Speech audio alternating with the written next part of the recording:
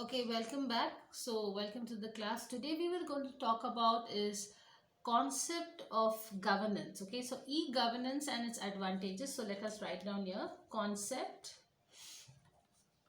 of e-governance and its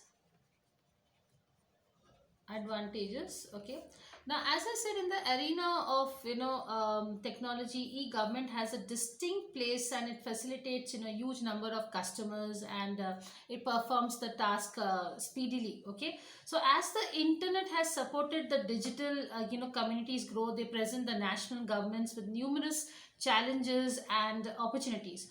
So e-governance, which is also known as, let me write down here, e-governance, which is also known as electronic governance, is basically, so what is it? Let me write down. It is basically the application of information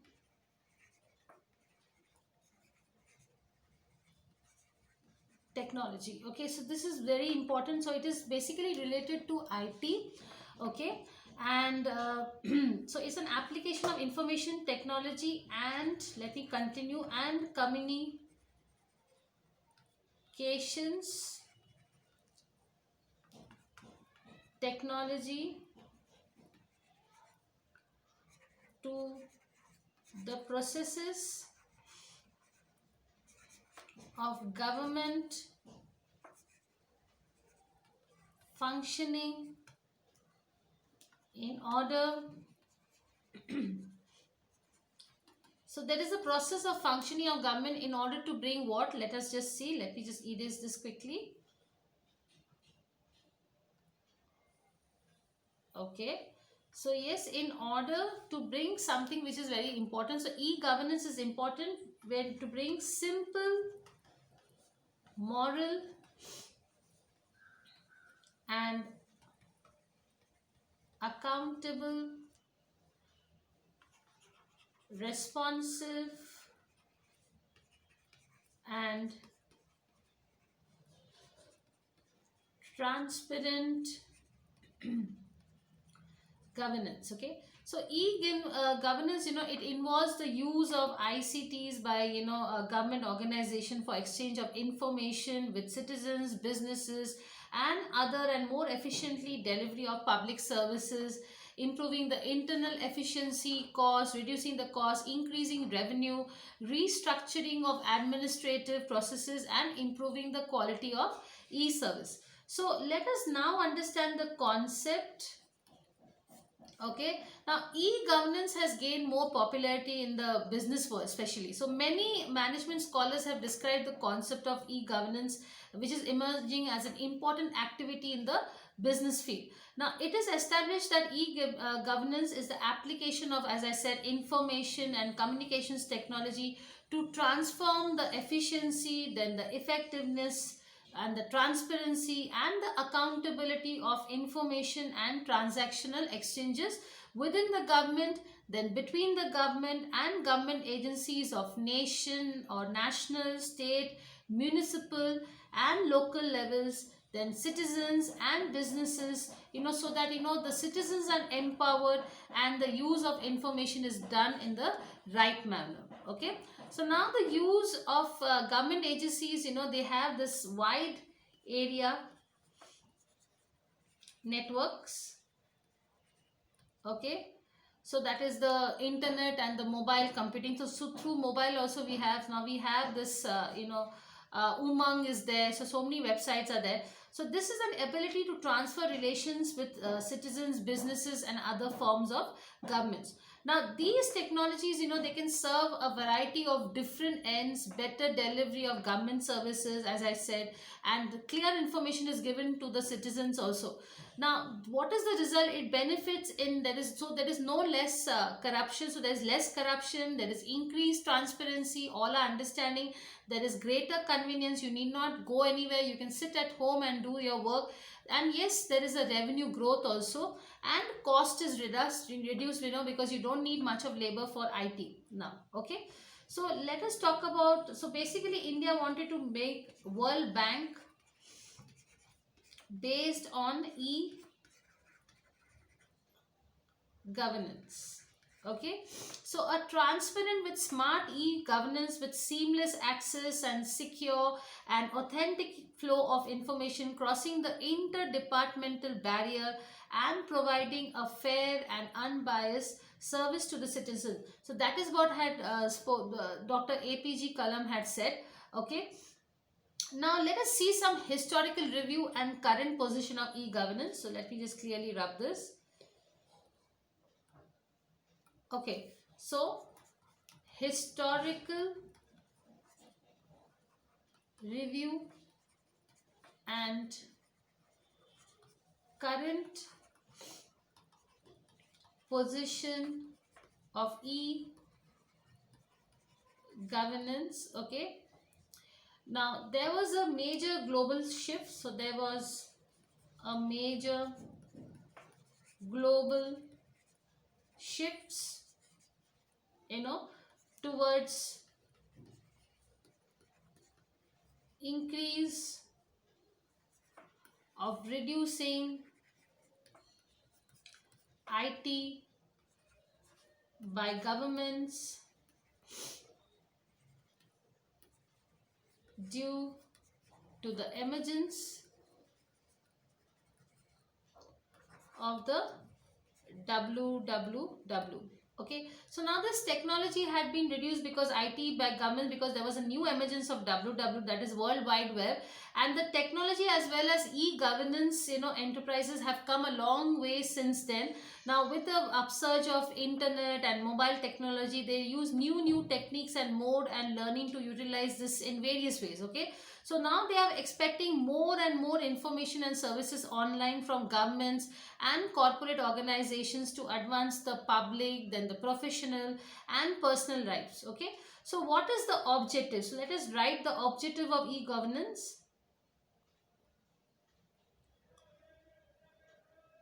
Okay,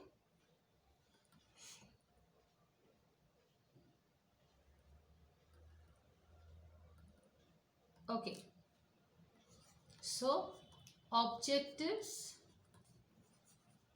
of e-governance. Okay,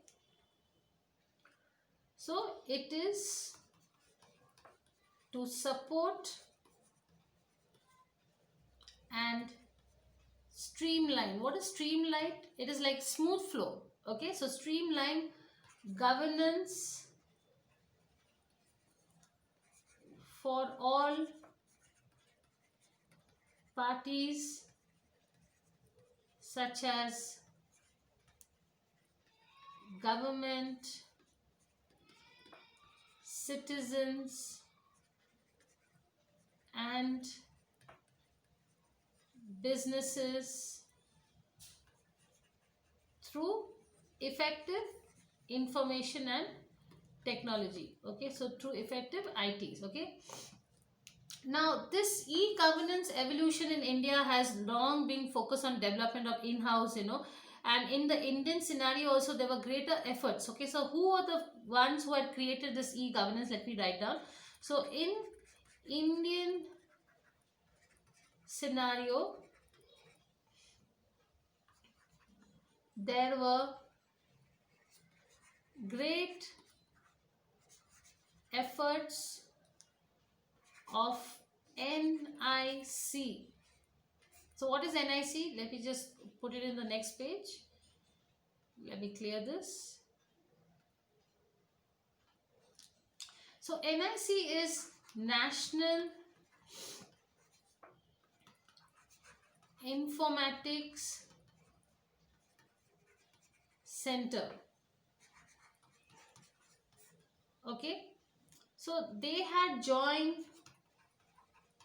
all the district headquarters during 1980s. Now what happened in the beginning of 1990? So let me write, in the beginning of 1990, okay, IT technologies were improved by ICT, okay, technologies.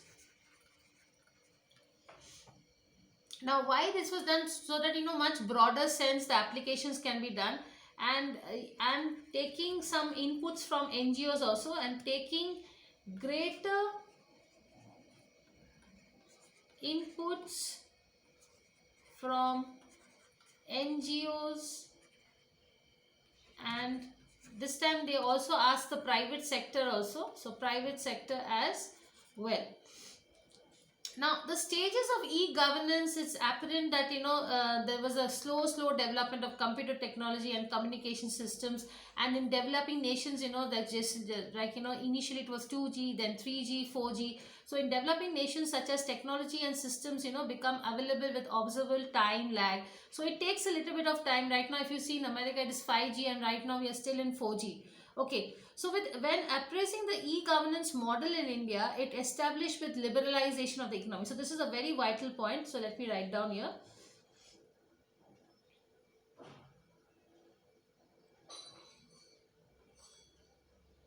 Okay, so when increasing or appraising the e-governance model in India, it is established that with the liberalization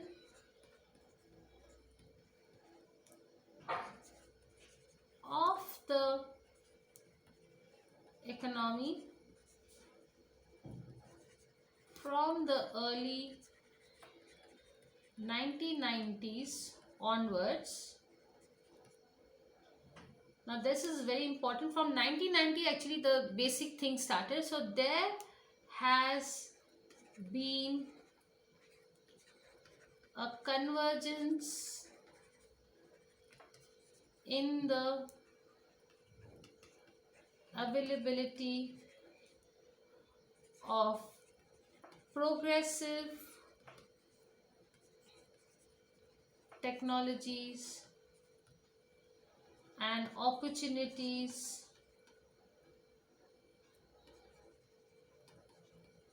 in this field. So e-governance has moved a long way. Okay, so now I'll explain you the 4 stages of e-governance. So let me just rub this. It's a small short explanation here.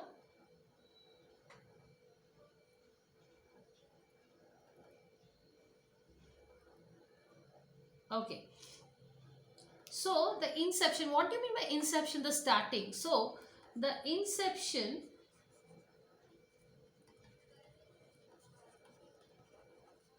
of e-governance proceeded through 4 stages in India. So we will understand one by one each stage. So the first stage is computerization. Now in the first stage, okay, with the availability of personal computers, majority of offices were equipped in computers, and the use of computers began with word processing. So majority, so let me write down here, of government offices are well equipped with computers. Okay, the use of computers began with word processing, quickly followed by data processing. Okay, so that was the first stage. Let us see the second stage.